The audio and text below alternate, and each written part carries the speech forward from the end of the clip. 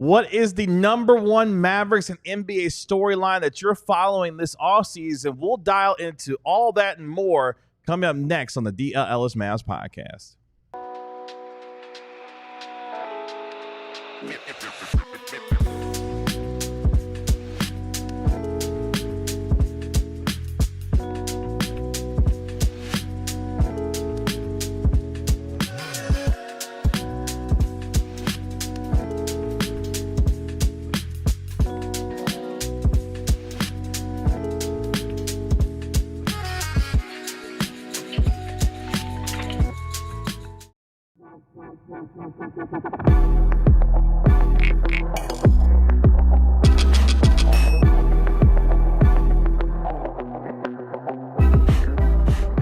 Hey, what's up, DLLS Mavs Nation? It's your man, Kevin Gray, alongside Mavericks beat writer Tim Cato, Mavericks analyst Bobby Carell, and, of course, our national NBA insider, Mark Stein. We are DLLS Mavs. What is the number one Mavericks and NBA storyline that you're going to be following this offseason? Plus, we'll dive into the details of a potential Kyrie Irving contract and what his situation looks like going into this summer as well. Appreciate you joining us here on DLLS Sports. I'm sure you just finished watching the rambunctious Cowboys, DLLS Cowboys podcast that just preceded us here. Make sure you like and subscribe to all of our shows here at DLLS Sports on this terrific Tuesday. Tim Cato, what's going on?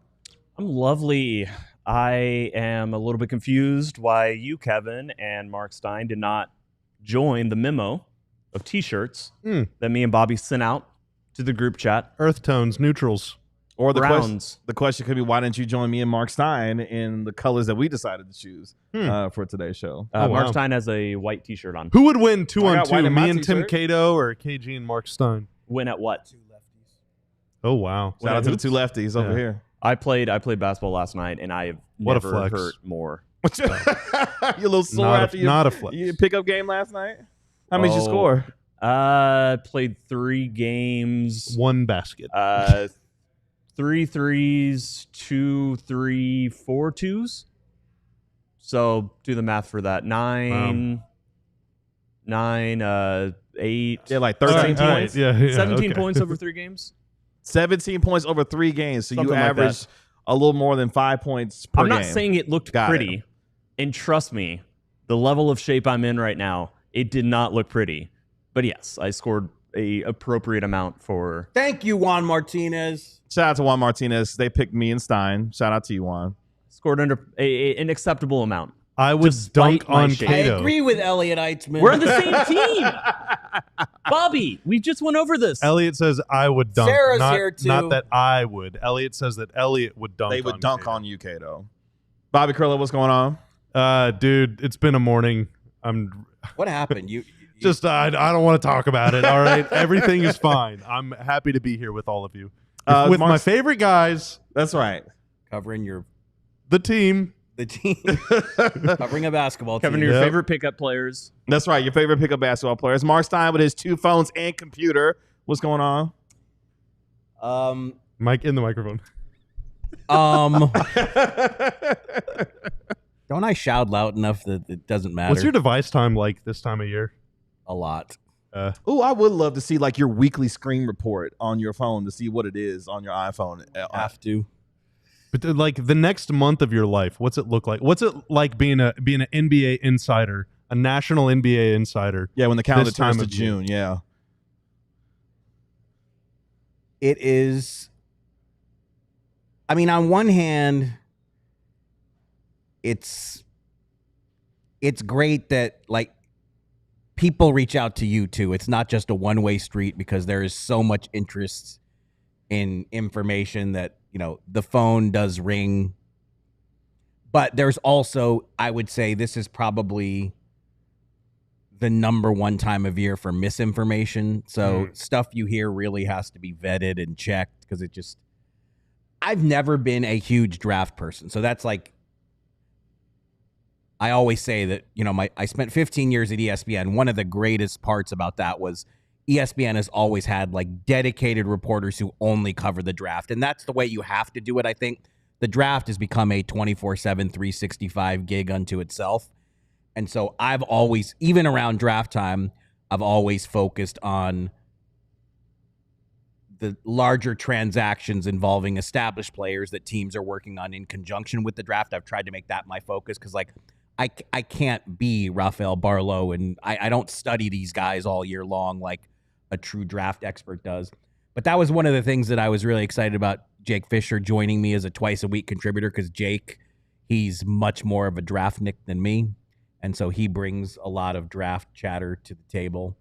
But it's a good thing Mavs got the number 1 pick then. Yeah, no, makes it easy for this time of year, for sure. It's like this is such a unique experience. I obviously was not covering the Dallas Mavericks in 1981 when they got the number 1 pick and selected Mark Aguirre. That was obviously pre-lottery. I've never lived in a city where the teams had the number 1 pick, so it is. That does now make the sun shines just a little brighter. Yeah. That's the well, case. today I have to say that the weather is quite passable today. So that was, as I walked into the studio, that did make me happy. It is. Well, let's get into it because there's going to be a lot of storylines this NBA offseason that we're going to be following. What's the number 1 Mavericks or NBA offseason storyline that you're going to be following? Plenty to choose from, whether it be Kyrie Irving's contract, obviously what the Mavs are going to do in terms of free agency. What does the KD Giannis situation look like for Phoenix and Milwaukee, respectively? Could there be a summer of chaos, Tim Cato, looming, given the situations that teams find themselves in? Not a lot of teams with cap space, so we could be seeing a lot of movement when it comes to trades. Tim Cato is a lob threat? We're going to have to start drug testing chat goers? Are you implying that chat may not always be truthful?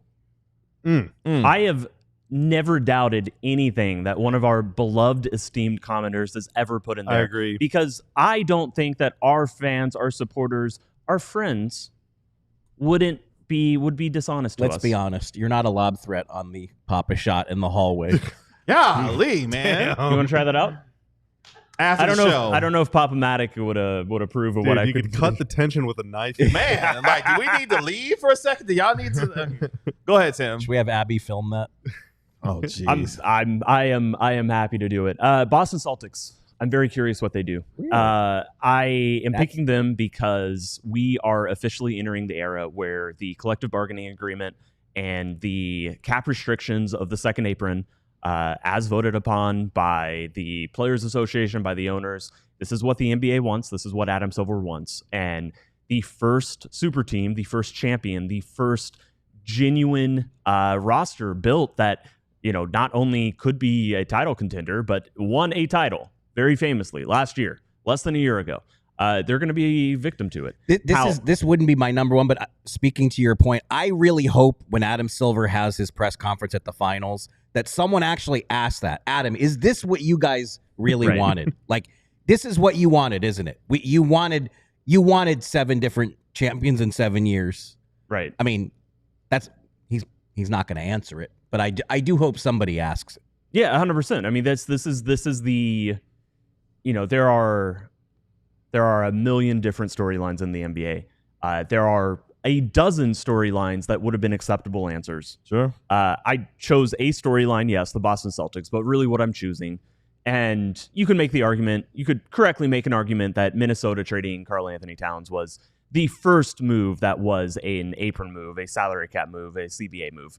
But in the light of both of that team, Minnesota getting to the conference finals, the New York Knicks getting to the conference finals, I'm now eyes trained on Boston and what they have to do. And what Boston does not change the dynamics of the collective bargaining. I don't think we're going to learn anything from it, but I just think it's very interesting how much they have to feel to do, how much they feel they have to do to make sure they're under the second apron and they're a team that, is not penalized basically every single day for fielding a team that is really good.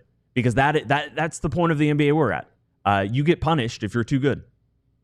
The number 1 answer is not Boston, which would have been my answer if I would have answered this question last and no one had said it. But the real number 1 answer, Giannis. How often does maybe the best player or the second or third best player or fourth, whatever, in the league change teams? It's not very often. It just happened once earlier this year. Will lightning strike twice? Your Bucks. With my Bucks that I was I still correct don't know about. how that happened. I was correct. Let the about record them, show by the way. Corella was. I was so right. What you did were he say? early and right. I said the Bucks are not going to be good this year. That's right. And I So said, I don't know how it became. You your meant it, or Bucks. was that right. just No, I was being. you I was meant being, it, or was that just a no, I was shot being at Charlie completely Saturday? serious. No, I was being completely serious. I said and I literally, oh my God, they ended with 48 wins.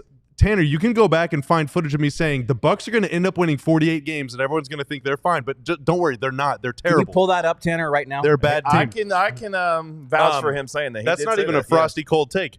If Giannis does get traded, if the Bucks do make that move, the conference that he goes to is either going to get way harder if he comes to the West, or at least not make the West as impossible if he stays East. And if he stays East, is it going to be a team that reportedly wants a superstar like Toronto that isn't quite at that level yet? Or is it going to be to a team like the Knicks somehow that everyone is saying the Knicks are going to go trade for Giannis or whatever? Like, because that shifts the balance of power in the league. So that is the big thing I'm watching. And hopefully if it does happen or doesn't happen, that drama is resolved as soon and as early as possible, because I feel like the rest of the league is going to be on hold until that thing resolves. And I don't want it to just be a gridlock for a month and a half. But your answer would have been Boston if I hadn't said it. My answer would have been Boston, because I was assuming that you would have said Giannis.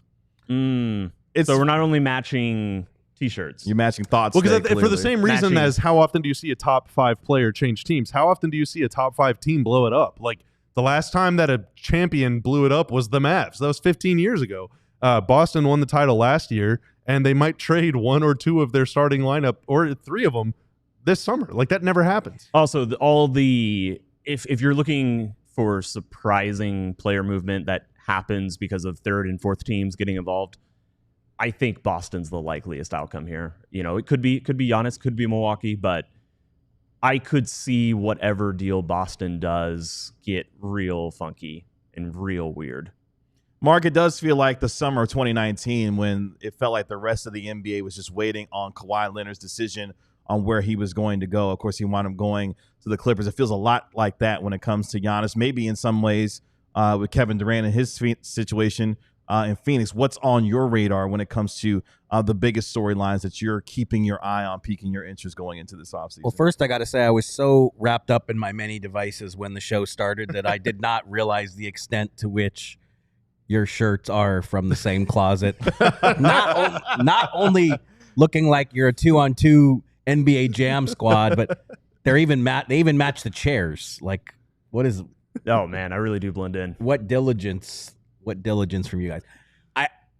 I'm with the Corellustrator. Giannis is the story, but since we've already had nominations for the Celtics and the Bucks' future, the Suns' situation is also fascinating because I reported this over the weekend during this coaching process, which is still ongoing. They're down now to 2 finalists who are meeting face-to-face with Matt Ishbia, the Suns owner. You know, it emerged as part of the coach search process that the impression was definitely left that the Suns are moving on from Kevin Durant. And on one hand, it is hung up somewhat by the Giannis situation. We still don't know, does Giannis want to stay or want to go? Like, we still don't have that clarity. So that's kind of why there is this logjam that the league has to deal with. But the expectation is that Durant is going to go back on the trade market this offseason. The difference this time is the Suns would be doing it in collaboration with Durant and his business manager, Rich Kleiman, instead of just unilaterally looking for trades like the Suns were in February. And it basically was Durant who went to the Suns and said, don't trade me. I don't want to go somewhere midseason. But what's going to happen with Giannis? What's going to happen with Durant? What are the Celtics going to do to cut payroll when they need to? What are the Knicks going to do?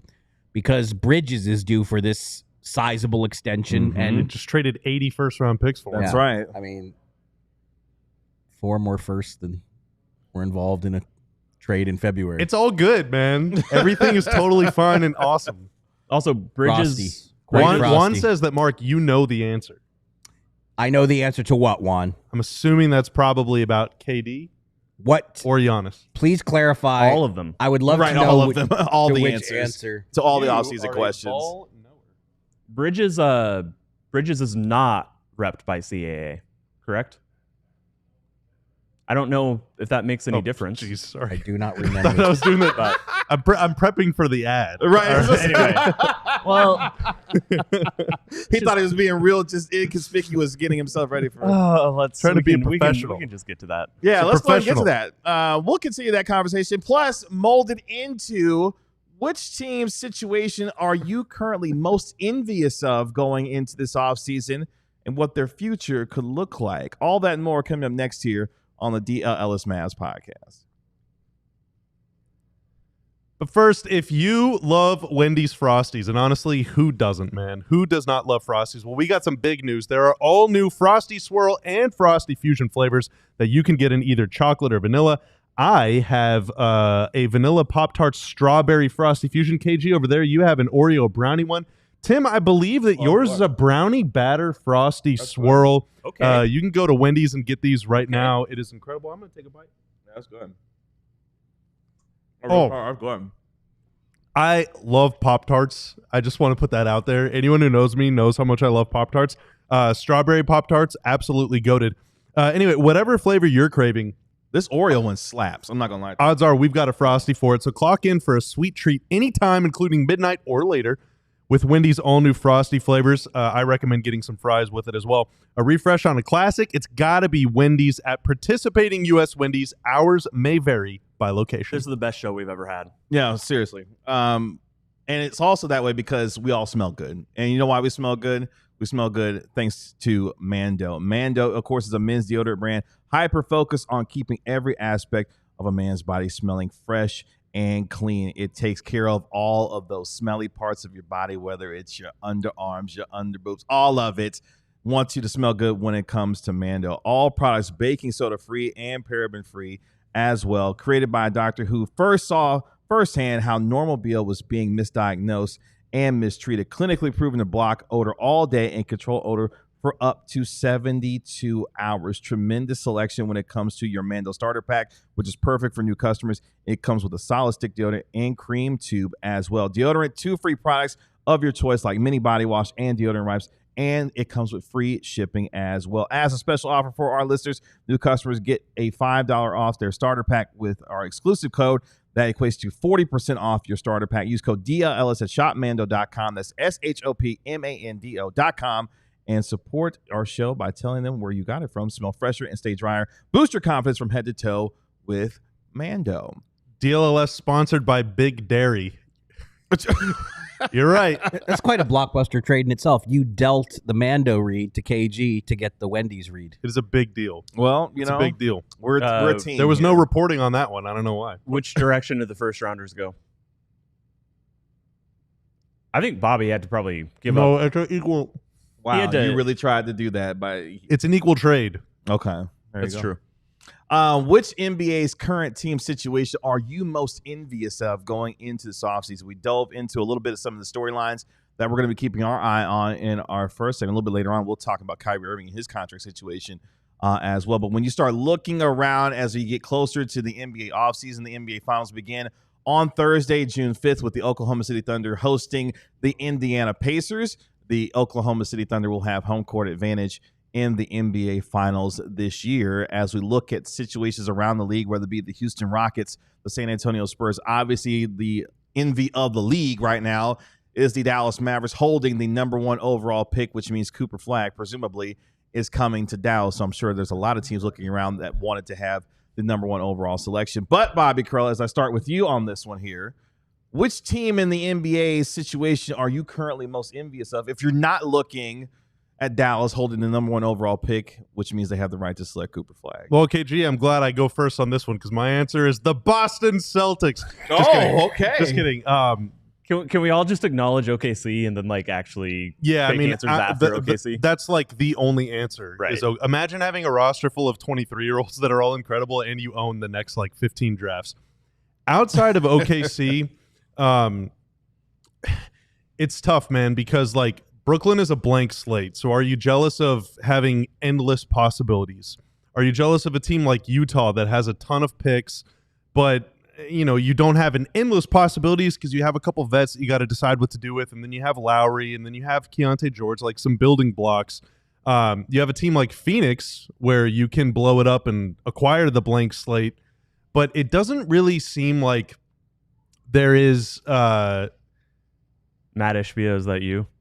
There's 27 or 28 teams that would instantly trade. And that's only the thing, 26. 'cause, like, Only 26. for me personally, I think that, Phoenix gets its picks back and is able to be kind of bad for a little bit in a Western Conference where everyone else is trying to be good.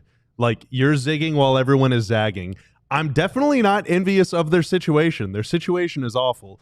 But if I can get in there and make that situation a little better, give myself some runway, you're working with the owner that has a ton of resources in a warm weather market, you can be kind of good. So I don't know if my answer is Phoenix, but I do think that situation, if I have total autonomy, which I'm not sure you would ever get working for an owner like Matt Ishbia, but if I can, then I think that's a pretty good situation. And I'm a little intrigued by that. Houston's another super obvious, I think, and I've seen it several times in the chat, but absolutely a great answer to this. They've got picks. They've got a lot of young players who I like a lot, who are flexible and versatile, where they clearly don't have the number one guy. Maybe they don't have the number two guy right now, but they have the ability. I think Amen becomes that pretty soon. It sure well may be Amen. He's probably going to be their second best player. He's going to be their number two option. I guess we'll find out about that. And the good thing is that Amen fits. Even if you brought in a number one and number two, Amen fits. If Jabari Smith stays on the team, he fits. They've Tari Eason fits. They've got a lot of players. Can I stop you there? Fit. Can I stop you there? Yeah. Are you sure? I really enjoy Jabari Smith. Are we sure that they fit? Like, let's say, okay, let's get Van Vliet and Dylan Brooks. They're going to age out eventually. Let's say that it's like Jalen Green, Amen Thompson, Jabari Smith, and Şengün. Like, are you good with that? Do you actually think that fits? Because I look at that team and I say, man, they could really use some shooting, and I think their hierarchy is like a little kind of weird. Well, I'm saying they're going to fit when they need the number one guy. They need the best player on the team. Okay. And I think that best player, because they have players up and down the roster that are very versatile, I think Jabari Smith, give him another year or two of kind of this draft pedigree falling off, he's going to be a Eric Gordon, PJ Washington type player. He's going to be one of those connective fours, I think.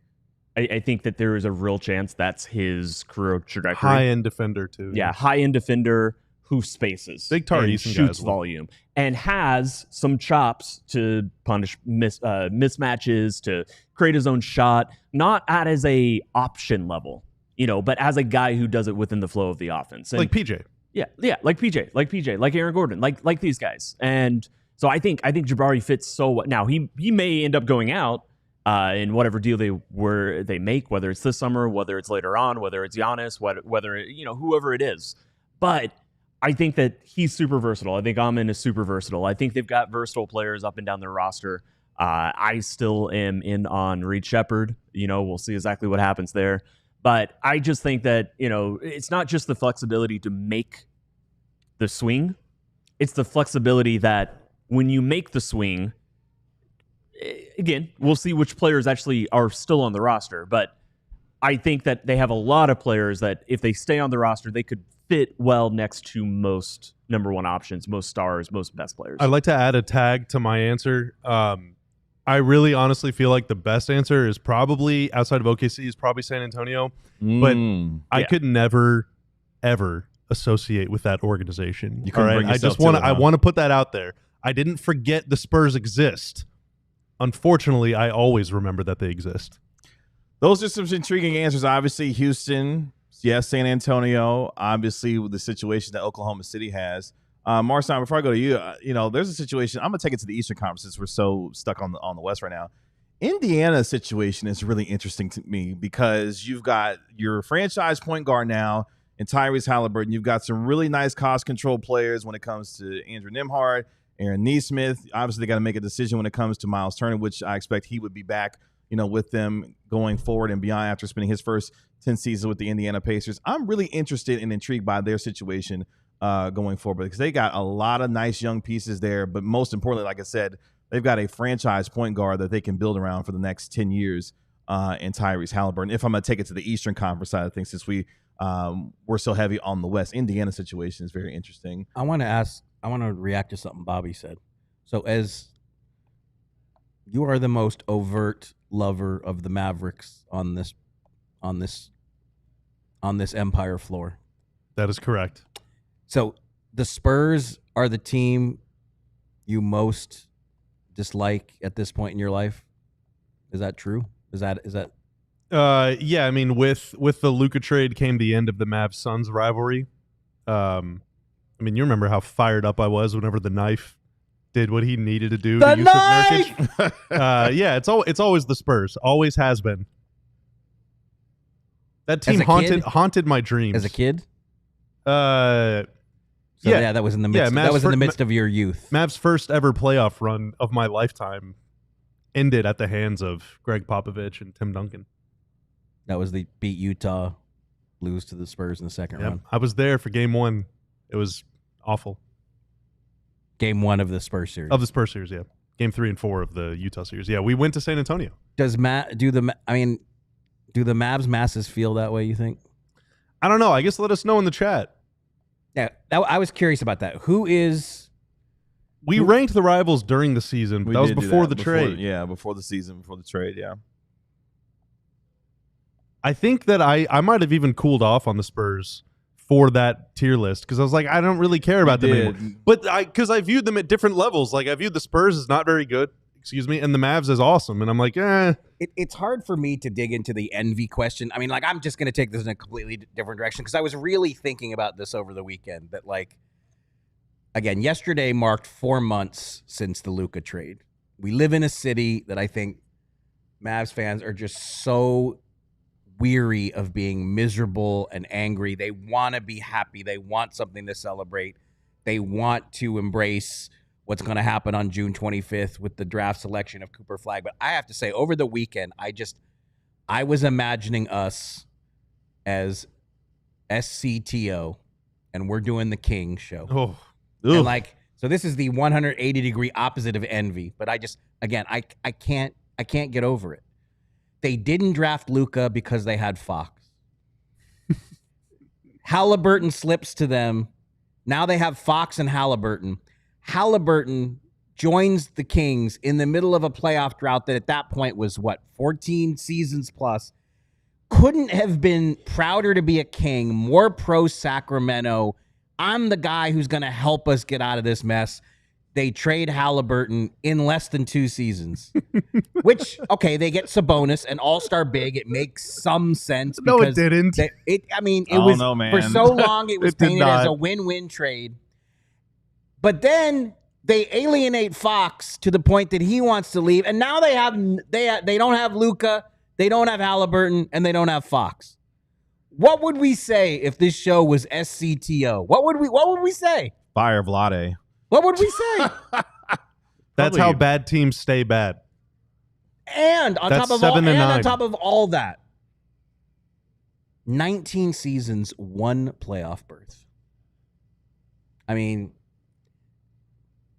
bad team. Yeah, it's gross out there in Sacramento. They got a lot to fix. And I don't know how long it's gonna take them to get that turned around. I mean, hell, Marvin talk Bagley about a didn't even fan work base out. that you feel for. Again, I know the question was envy. I got the beam. The beam is cool. I didn't have a prepared response for envy, so I took it in the complete opposite direction. But this past weekend, I was just like, "What is it? How hard this must be for Kings fans to watch Halliburton lead the Pacers to the finals?" Because again, not only was he a good player, he was a good player as a King. I mean, he wasn't what he is now. I mean, that's what kind of links the Pacers and the Thunder, is that both Halliburton and SGA have become so good and have both outproduced their draft projection to a ridiculous degree, to the point that, Halliburton is a full-fledged all-star face of the franchise and SGA just won MVP. But like, on top of all that, Halliburton loved being a King. And he was like, he joined them at the tail end of a 16-year playoff drought that's the longest in league history. They made it one time. They've now missed it 2 years in a row. Just like, and now we got the Paul George finals. between the Pacers and the Oklahoma City Thunder. You talk about big market players. Halliburton is a small market player, and I mean in the most complimentary sense possible. Like his whole heel shtick, his wrestling heel demeanor, the way he approaches basketball works so much better in a smaller market like Sacramento and now like Indiana. Yeah, Tyrese Halliburton, the perfect fit out there in Indiana for what they've got going on, and a perfect marriage with him and Rick Carlisle and what they've been able to do. Sorry for ruining the envy segment. It's okay, Mark. It's okay. You did what you had to do. I freelance on occasion. Appreciate You improved it. You did. Let's take our next break here on the DLLS Mavs podcast. Bobby Curley going to take us through the All-City NBA mock draft. Who is going number 2 and 3 after the Mavericks take Cooper Flagg? And is there some surprises in the top 10? We'll dive into that and more coming up next year on the DLLS Mavs podcast. Just like your favorite team needs a home court advantage, your home needs a home floor advantage, and Empower Today can help you get it. Empower Today has flooring experts, dedicated flooring professionals who focus on flooring every single day of their lives. They're not like the big box stores, which you can get lost in. You get halfway through and you're wishing you left a little trail of like breadcrumbs to find your way back to the the entrance, the exit, whatever you call it. It's a maze in there. It's a labyrinth. And the people helping you, were they working in floors yesterday? Are they going to be working in floors tomorrow? You can't know that. You know that with Empower Today. They live and breathe flooring, and they're going to be with you every step of the way. Schedule a free in-home estimate today because some things are just better at home. DLLS listeners can receive a $350 discount when using promo code DLLS. Yes, you heard that right. A $350 discount with code DLLS. Restrictions apply. Visit empowertoday.com/DLLS for full details. When it's hot outside, you want to have a cold drink, or in our case today, ice cream, and you want to keep it cool, and you got to do it with Rugged Road Coolers. Rugged Road is dedicated to creating innovative and durable outdoor gear for adventurers who demand the very best. Products designed with the highest quality materials and craftsmanship, ensuring they perform in the toughest conditions. Whether you're on land or water, Rugged Road gear is built to accompany you on every adventure. Crafted to handle the toughest environments, coolers built to last, ensure they keep your contents cool for up to 7 days and oftentimes much longer than that. Perfect for a variety of outdoor activities from fishing to tubing to camping and tailgating as well. These coolers are designed to meet the needs of every outdoor and sports enthusiast. So make sure you gear up for your next adventure with Rugged Road Coolers. They're reliable, durable, and built to be used. Rugged Road is your ultimate outdoor companion. Head to ruggedroadoutdoors.com and use code DLLS for 10% off. Again, ruggedroadoutdoors.com. Use code DLLS for 10% off today. Who is going to be going after Cooper Flagg when it comes to the NBA draft? We are just now 20-some-odd days away from the NBA draft on June 25th and 26th, where the Mavericks, of course, hold the number 1 overall pick. Going to be selecting, most likely, of course, Cooper Flagg. Most likely. That's right. Or the kid from Duke, I should say, Jason Kidd, the kid from Duke. Did you watch these playoffs? Like, anything, 99.8% odds are not 100. Nothing is set in stone until it happens. That's very true. But yes, they're going to draft Cooper. That's right. Let's take a look at the All-City NBA mock draft, Bobby Carella, as we look at who may be going at number 2 or 3 or any surprises in the top 10 after Cooper Flagg is taken number 1. Yeah, so Derek from PHLY and Will from CHGO got together for V2. They put out their first mock draft the day after the lottery. And just like last time, they got Cooper Flagg going number 1 to the Mavs, so no surprises there. For a full write-up on all the prospects in this entire draft class, the Die Hard Draft Guide is available on our website with scouting reports, stats, analysis, projections, and all that stuff from each of the top 100 guys, video breakdowns, the whole bit. So it's a great resource if you're a draft head. But they did a first-round mock. No changes. Cooper Flagg number 1, Dylan Harper number 2. Derek is a Sixers guy, and so I'm sure that he had significant influence on the Sixers mock pick at number 3, and they went Ace Bailey, number 3. Oh, interesting. Gottlieb and Neubeck did this, right? Yep. No. Derek Bodner and Will Gottlieb. Bodner and Gottlieb. Yeah. My bad.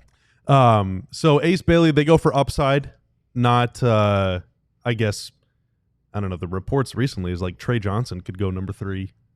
And even come on Malawach. I like that. Yeah. I like the Trey Johnson part. Oh, okay.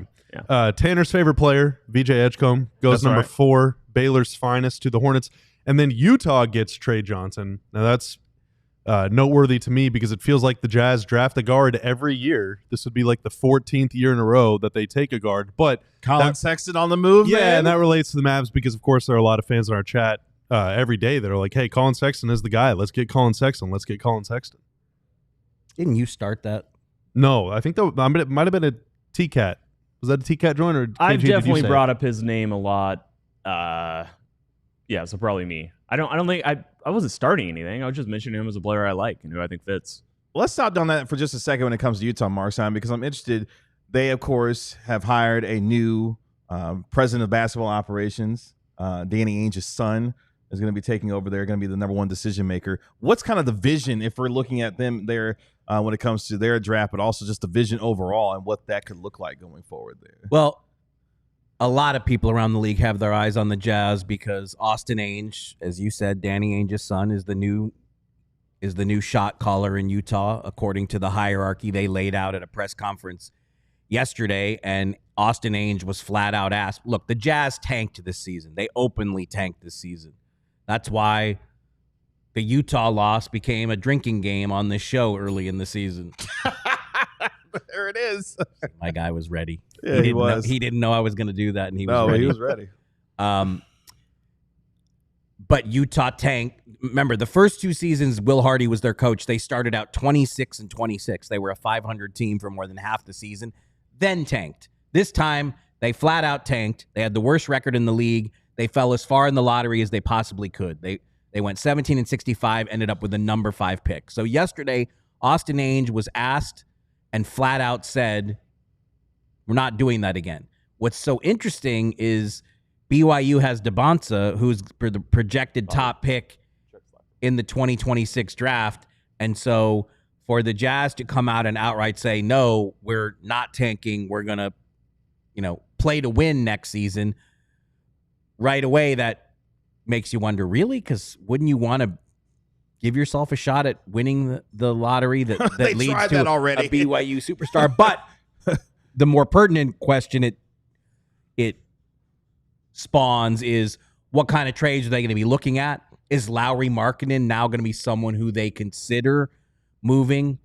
Lauri Markkanen was signed to a contract extension last summer, specifically designed that you couldn't even consider trading him until the offseason. Lauri Markkanen was not trade eligible during the season, so we'll have to see what happens there. But I think let's call it the working assumption in the league right now is that Sexton and Jordan Clarkson are both available. So Okay. will one or either be traded?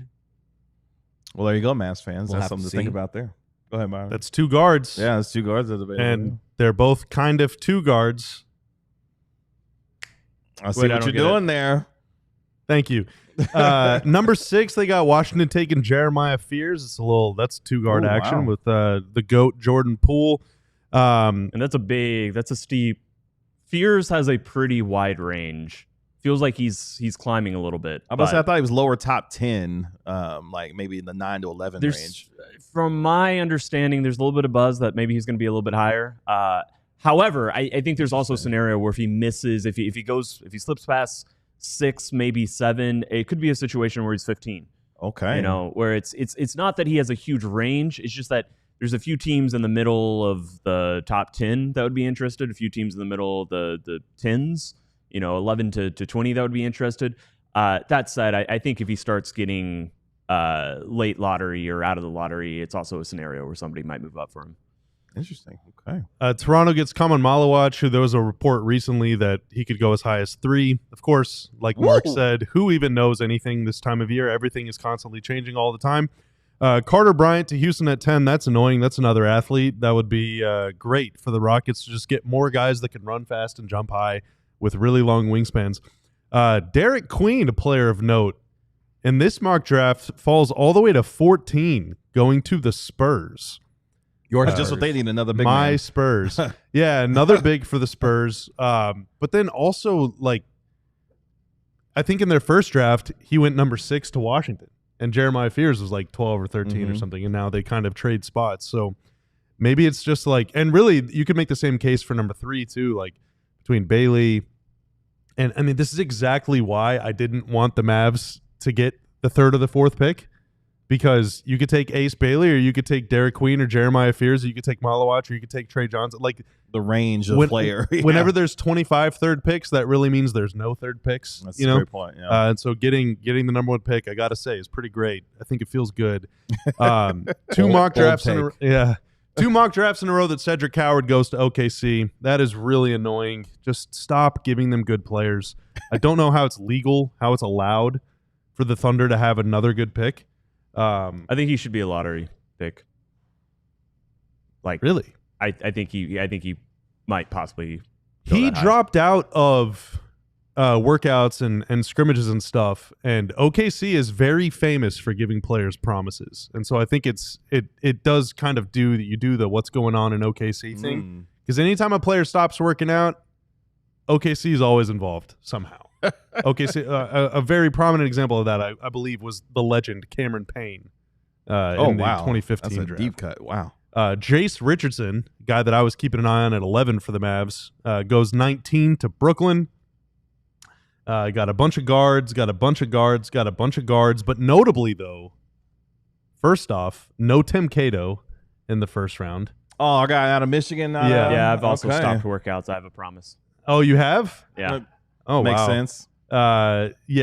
Danny Wolf is not anywhere. My medicals came back with some concerns. What would you do? How They found out your psyched knees would was you be shot. for the Mavs to somehow figure out a way to acquire Danny It would Wolf? be awesome. I would love it. Are you kidding me? It'd be the best day of my, like, day 2 of the draft would be better than day 1. You get Cooper Flagg and Danny Wolf. And then we get him on the set. Oh my God. I would be just over the moon. I'd offer him a Frosty. Like, Oh, wow. Give You'd everything. give up your seat. I would give up my seat for Danny Wolf as long as I could take yours. Like, Oh, you'd and have to Danny do Wolf. that segment. Yeah, I got to be on with Danny. Liam McNeely to Brooklyn at number 27. He's from UConn. And notably, for all there have been a lot of chatters that have said, hey, like, what would you think about the Mavs either trading into the second round, early second round, or late first round, trying to get Walter Clayton? Not mocked in the first round at all in this mock draft, okay. which I thought was interesting. Were there any trades in there? They do not mock trades. Okay. In the NBA, it is trying to figure out draft trades. Is you need like a one of those things that tells you where the stars are in the sky. True. Okay. Any surprises from you that stood out to you from that based off of what you saw there? Ace Bailey, number 3. You're not feeling Ace Bailey? I just at number don't 3? know, man. It's kind of We got to see what Philly does there first. So first, there was the chatter that they would want to use that pick to try to package it for a vet. And I mean, it's been stressed to me in the strongest terms that no, they want a high lottery infusion of talent. So They should, now, honestly. would they trade it down a couple spots in the right situation, which speaks to your point that you made that 3 might not be terribly different than 4, 5, 6, and 7. So I do think there's some chance there that they maybe entertain trading it down a spot or 2. But if they do move it, I don't think they're going down very far. I think they're going to, one way or the other, they're either staying at 3 or ending up with pretty high lottery picks. Ace Bailey's so fascinating because if he had never taken or made or taken a contested 2 in his entire life, I still think he's about like a 15 or 20 in this draft as like a maybe higher as like a high upside 3-and-D wing with a little bit of like creation potential. A lot like Mikal Bridges. Problem is he is not that. He is somebody who, the league and the scouting reports and by all accounts himself views as like a go-to scoring option on shots that may not come as easily. Only the level of difficulty of a lot of the shots he was taking in college were, Kevin Durant level, like these Hall of Fame type players. That's not something you can project. You can't project that in the draft. And so if he is sliding into like just this Mikal Bridges. If the league saw him as Mikal Bridges, I think he'd still be a really high prospect because he's hyper athletic. He's got a lot of defensive potential, even if he hasn't shown it all. He's obviously absolutely a good shooter. The question is there a way to, if his on ball scoring doesn't pop in the way that it needs to, if it turns out that, especially because his measurements are, a little bit lower than what everybody was hoping or what they were, listed at Rutgers, right? Yeah. And if all that doesn't pop, is this going to be a player who, commits to another lane or avenue of NBA success? Also, what's the likelihood that he does pop? Because, again, at some point you just don't know. You just don't know with when you're talking about teenagers. So, he's a really talented, really athletic, really interesting prospect for a lot of reasons. It's just a matter of why are you drafting him? What are you drafting him to be? What do you see him being? What does he see himself being? Do those visions align? Because if he commits to being a 3-and-D type player, goes to Philly on a team loaded with veterans, it's not like Philly's going to say don't become a star if that's his path forward. But I think actually, weirdly enough, going to a team like Philly where he can't have that role, but I think there probably will be room for minutes. I could see that working. I could see that making sense. But then also, if the evaluation of him as a high-end number one creator, or even number two guy, if that doesn't pan out, then you also have to ask yourself, or if you're Philly and you have questions about that, you have to ask yourself, should we use the number 3 pick on him? Is that creation high level upside worth spending this draft slot? But clearly, the entire league does seem to feel that way since he's been 3, 4, 5 this whole time. So just a really interesting kind of, maybe not enigma, but just a really interesting case study of draft and draft prospects and draft processes, and just how to evaluate a college kid who was one thing in college, who's probably going to be a different thing early in his career, and we'll see where it goes from there.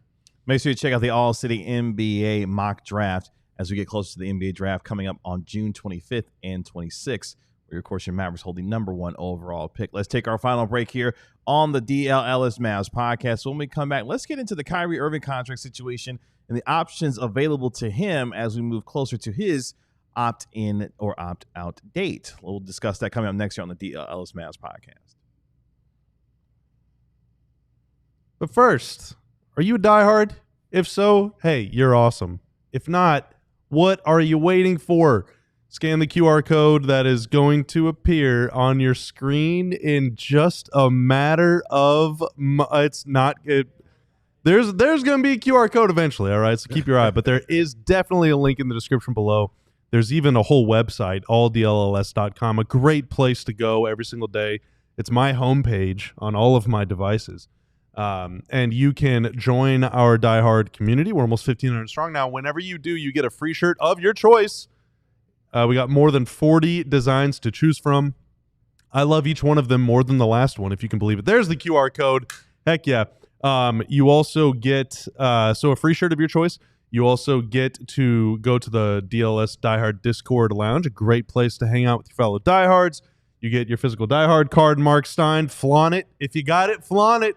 Show it off to everyone you know, your friends at the bar and the library. You get to read all of the written content on alldls.com, and you get a discount on merch and events. And to plug our Ball Knower bonus, you don't have to be a diehard to do this, but ALLCITY is offering a couple promotions for the next day or so. You can predict who will win in Game 1 of the NBA Finals or Game 1 of the Stanley Cup Finals. You can place a $25 or more order and predict the winner of said game. And if you're correct, you get a bonus gift card worth 100% of your order value. So let's say you go on the site, you buy a couple t-shirts, you ring up a tab, you activate that Ball Knower bonus. Hey, if you think the Thunder are going to win Game 1 and they go out and win Game 1, guess what?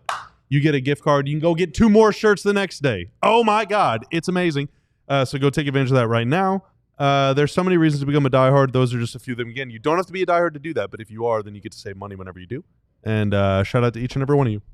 Let's finish up here on the DLLS Mavs podcast by jumping into the Kyrie Irving contract situation. Before we get there, let's get to our super chat we've got from Night 405 with the $1.99 super chat. Sam Presti's skill versus Nico's luck. I imagine that's the storyline they're going to be following. There are a lot of people that said that Nico didn't get lucky, that he was right all along. And there are others that said that it was rigged. So you're working against a lot of forces. It's not just Sam Presti's skill. It was rigged. You know what else? You know what else was rigged? What? The NBA Finals between the two smallest markets and see that they set that up because they wanted to throw people off. to beat the narrative. Right. Like, since the lottery was rigged, let's do the opposite. Let's distract Let's it. do actually the George so true. Costanza for the finals. You're never going to believe this one. The Pacers. What if we just don't have a finals? That would really throw him off the scent. See what you did there. Let's get into it as we finish up on our show today, because Kyrie Irving has a decision to make coming up on June 24th when it comes to opting in or out of the $43 million player option that he has this summer. Bobby Marks of ESPN throwing up the offseason candidates when it comes to opting out in terms of their contracts or becoming Got Tanner pulling out all the stops today. I got you. Utah game. QR codes. That's right. He's got bells. He's got it all today. Kyrie Irving is eligible to sign a contract extension on July 6th, and his deadline to get that extension done would be June 30th if he opted in to his $43 million contract option. Irving will likely be on two lists this summer: key extension candidates and free agents to watch. If Irving opts into his $43 million salary prior to June 24th, both sides will be allowed to negotiate a deal for up to 4 years at $267 million between the Mavericks and Kyrie Irving. Considering Irving turned 33 in March and is coming off a significant knee injury, and teammate Anthony Davis is under contract for the next 3 seasons. However, it is difficult to see the Mavericks committing more than 2 years on an extension starting at $59 million. Bobby Marks predicts that Irving opts out of his contract and signs a new, fresh deal with the Dallas Mavericks this summer. Mark Stein, I'll start with you when it comes to this, because that's going to be one of the biggest pieces of business that the Mavericks have to take care of, getting Kyrie Irving done. Your thoughts when you see not only that information, but when it comes to Kyrie Irving, the decision that he has to make going forward here. It is, and it is complicated. And look, around the league, I think the expectation is, I don't hear anyone forecasting scenarios where Kyrie Irving is no longer a Maverick. I haven't heard one scenario presented where he ends up with another team. But I also don't have a handy projection for how this contract is going to turn out. During the season, the whispers that were going around was that the Mavs would like to do a 3-year deal in the 40-a-year range. So a 3-year deal that was $120 again. But the circumstances have changed in two major ways. On one hand, Kyrie Irving is the only elite proven guard on this roster. And with Luka Doncic no longer here, his value to the Mavericks has theoretically skyrocketed. But on the flip side, of course, as everyone knows, in early March, he sustained an ACL tear. And even though you also hear nothing but confidence that he's going to bounce back from this injury as well as you can, that's what everybody projects and expects. No one can still tell you when we're going to see Kyrie. Is it January? Is it February? And so predicting how this plays out, I wish I was that smart. Again, I don't see a scenario where he is not a Mav, but exactly where the numbers land, it's hard to say right now in early June. It felt like this player was on his way to being an all-NBA player this year with the kind of year that he was having. That would give you an idea that he was going to be in line for a potential raise. One thing that is interesting that may or may not have any bearing on the Kyrie Irving contract, but I did think the number was interesting.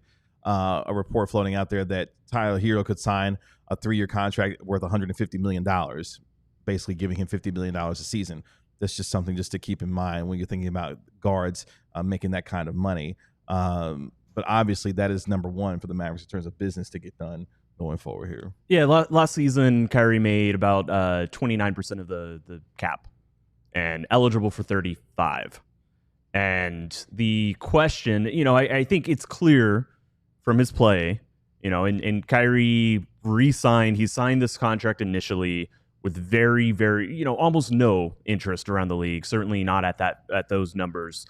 There was almost no interest around the league. There was no interest around the league at the numbers that Dallas was willing to re-sign him at.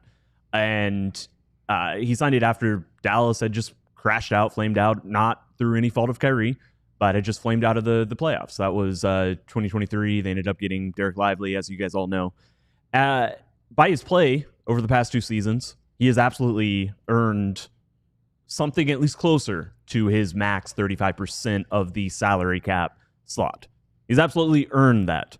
And I think when you look at the roster, now that Luka isn't here, he certainly has the leverage. But then there's also the injury. There is the injury at play. So I don't know how all those get balanced. And I think some of it does come down to Kyrie. What does Kyrie want to push for? So, as long as he wants to be back in Dallas, I think that, I don't know who ends up, which scale gets tipped, but it does feel like, when you consider that he's outplayed what he's making and they need him, but nobody can deny he's going to miss half of next season. And there's a little bit of, if it ends up being something very similar, maybe a slight raise, it feels like it makes sense. And, it would also be more money. That's the interesting thing. Do you sign him to more money, but you keep him at the same percentage slot? That would be a very fair thing for Kyrie Irving to argue. Say, I'm going to miss a lot of next season and have these injury concerns, even if both sides feel very confident about it. Where he's like, I don't need a raise. I need the percentage that you were going to pay me, that you were paying me, to match what is the new salary cap. I mean, one thing in the Mavs' favor here that we need to add, only the Nets have cap space. True. Now, the Nets have tons of cap space, but I'm going to go out on a limb and say the Nets will not be using their cap space to go get to Kyrie try Irving to re-sign Kyrie Irving. So, I mean, There's no leverage. He has no leverage at all. There would have to be a sign and trade for him to try to create a market. And again, there's been no indication. I want to stress, there's been no indication that he's looking to go elsewhere. I mean, around no one the has league, the requisite space to add him anyway, it feels like. But that's why it was a hard negotiation last time. I mean, last time the Mavericks were essentially bidding against themselves and gave him a deal with a player option in year 3 that raised a lot of eyebrows. A lot of people were shocked that why is Irving getting the option in year 3 as opposed to the team? Now, the trade worked out. That deal worked out. Do you bet on the parties to find a middle ground that satisfies all these issues? I mean, history would suggest yes. The leverage he has is himself. And again, I am laying out, I am not laying out any actual insight into how these negotiations are going to go. The one bit of leverage he has is himself. If he goes to the Mavericks and says, I totally understand the situation that we're, you guys are in, that we're in, that I'm in, and I think it's totally fair to re-sign a very similar deal, but I want it to match percentage-wise to how the salary cap is increased. And the Mavericks say, no, we want to keep you at the exact same dollar figure, 3 for $120 that you were at previously. The leverage he has is that I just made the argument why you should pay me a little bit more, and you disagreed. And the leverage is that Kyrie is like, I want to be happy here. I want to feel respected. I made a very reasonable case about why I should earn this amount. And if you guys are going to come under that, that's fine. That's one thing. But I'm also, in charge of my body and in charge of my rehab. And I want to be back as soon as possible. And I want to be my best self as soon as possible. But, part of being able to do that is feeling respected on the basketball court by the, employer who employs me. So I am just telling you how the leverage can work, how it can go down. I think all signs is that this is going to go perfectly fine and smoothly. But I do think because Dallas needs him so badly, even though there's no outside leverage, I think a player like Kyrie, always has leverage. All good, Corella? I guess. I mean, I just personally, I don't know. He's not going to play this year. So, why should he get a raise? He's a great player. Whenever you're already in a situation where they literally can't make trades right now, they're over the second apron. there's no way that I'm going to go into the second apron for Kyrie to miss 60 games. I'm not doing that. I'm not a GM though. But if you're Kyrie, you're saying, okay, you start with me and then you make all the other moves around that. Yeah, I'm not doing that personally. But well, we will continue this conversation throughout the course of the offseason. We've got a few weeks before Kyrie Irving makes that decision when it comes to his player option. And there will be a lot to discuss on that front moving forward here. We want to appreciate our guy Tanner making us look good and sound good as always. Thank you, sir.